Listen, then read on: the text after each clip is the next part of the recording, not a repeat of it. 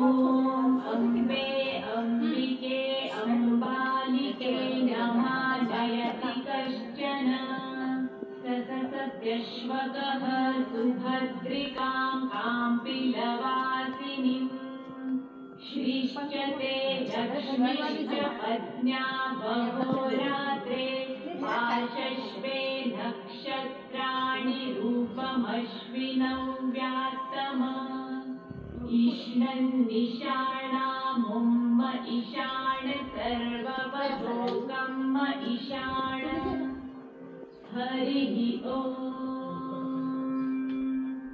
शान्ति सुशान्ति भवतु। ॐ श्रीमन्महागणाधिपतये नमः। ॐ श्रीलक्ष्मीनारायणाभ्यां नमः। ॐ श्री उमामहेश्वराभ्यां नमः। ॐ श्रीवाणी हिरण्यगर्भाभ्यां नमः। ॐ श्री शचिपुरन्दराभ्यां नमः। ॐ श्री माता पितृचरणकमलभ्यो नमः।